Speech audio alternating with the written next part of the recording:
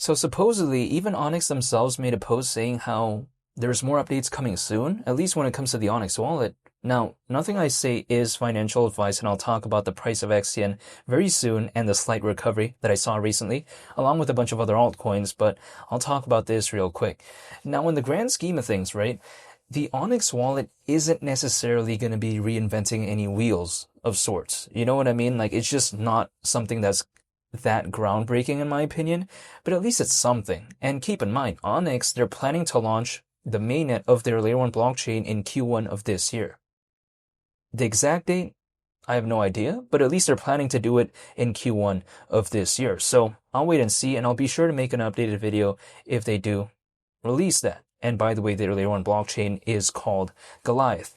But yeah, besides that point, XCN currently is around 50 times lower than 25 cents. So, you know, a slight recovery comparatively to my last video when it comes to XCN, which was like around 52.5 times lower, give or take, than 25 cents. Now it's around 50 times. Again, still not looking the best, by the way, right?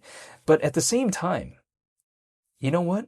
At least it's some progress right there. And, you know, anyways, if things are low, I like it for dollar cost averaging reasons, but I'm not necessarily going to complain if things did recover anyways, because even though it's cool to dollar cost average at a lower point, I don't want it to be that way forever, right? For the meantime, I don't mind though, but not forever. That's the way to take a look at it. XCN still has a ways to go though. In 2025, we saw a market cap of around $1 billion. Now it's still, even with this recovery, below 300 million, right? So it's not like XCN has moved by that much, but at least in the grand scheme of things, it's something. That's the way to take a look at it. We'll wait and see, you know, how this really kind of, I think, plays out, right? Because sometimes when things are so low, even like a 5, 10, or 15% recovery, even despite like a 90% drop or something, feels like a breath of fresh air.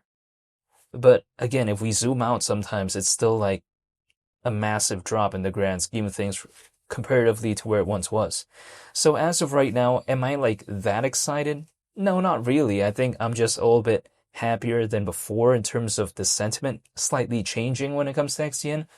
But really, it hasn't meaningfully done too much when it comes to XCN. The amount of holders is still around 145,000.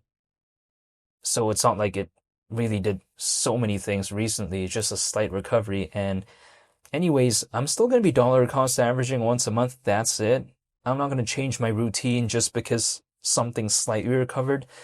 No, that's not my style. I don't get like just swayed like that because I knew that getting into this, I'd have to keep things consistent and just probably wait for quite a while. So that's why I just dollar cost average once a month, even though I'm not telling anyone to do anything. But that's just what I do, right? I just dollar cost average once a month, and really that's kind of my only thing.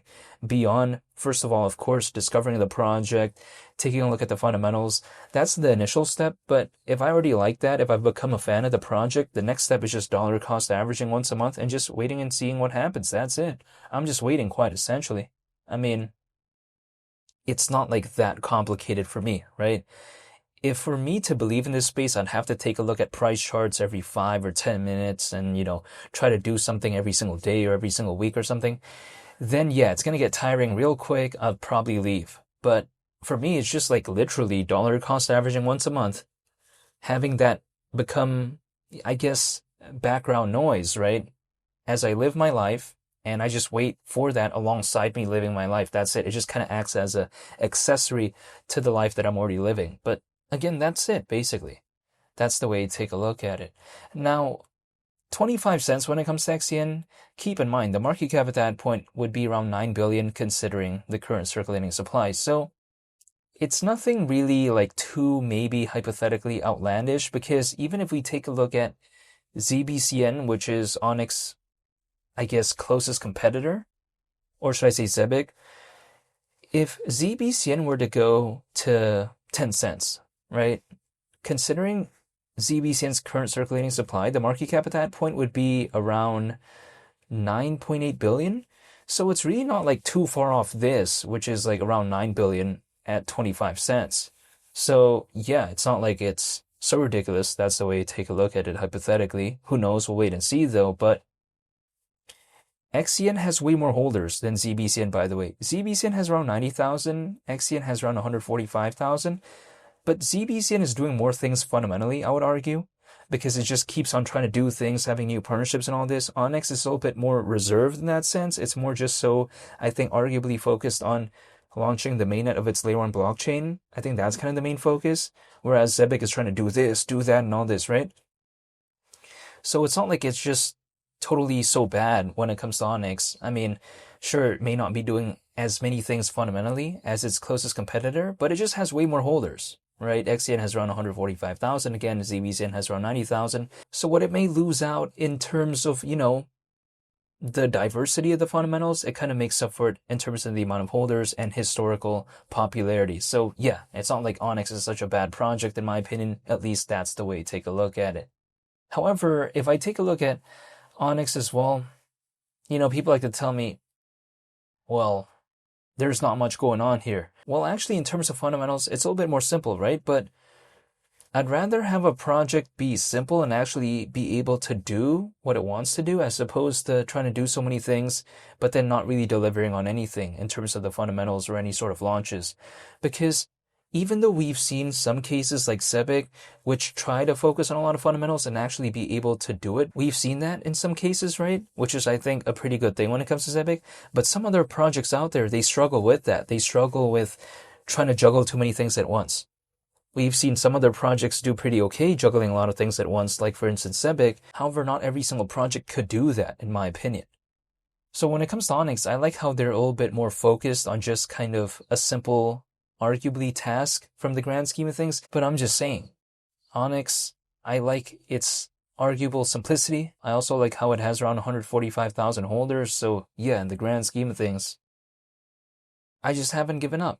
That's kind of my mindset. I just kind of feel like I don't want to make it this far just to leave, personally. Now, this is just my personal opinion, but it's kind of like I've already been through the journey when it comes to XCN when it wasn't doing much, and then it went to like around a 1 billion market cap, then had a pullback, which of course we're seeing as of right now.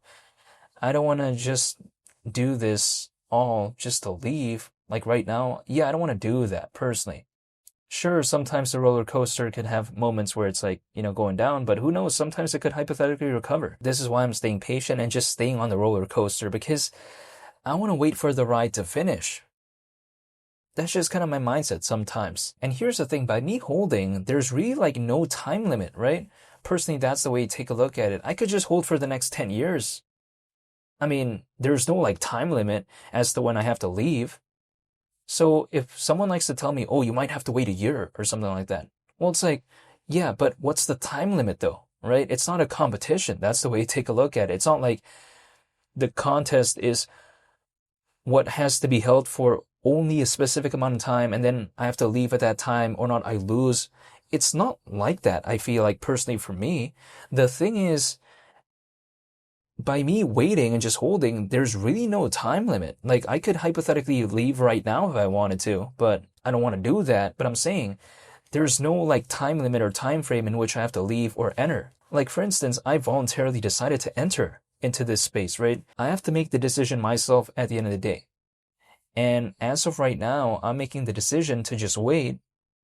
And that's it, because I feel like there's really no time limit as to when I have to leave. So I'll just wait. That's it. That's my mindset. We'll wait and see what happens. But I waited for over a year. Yeah, I'll just gladly wait for another over a year if I have to, or whatever, right? I'm going to be waiting anyways, so that's the way to take a look at it. However, again, I'm not telling anyone to do anything. That's just kind of my mindset when it comes to Onyx. But when they say hypothetically there's supposedly more updates to come when it comes to the Onyx wallet, yeah, I think it's pretty cool. I don't think it's such a bad thing overall. I think it's pretty respectable, right, in terms of their updates. So yeah, I don't mind overall. However, I'll be sure to make more updated videos as they do announce more things when it comes to Onyx. So hopefully I'll see y'all in future videos. It's Willie the Captain. And again, thank you for watching. I'll see y'all in the next one. I'm out. Peace. Bye.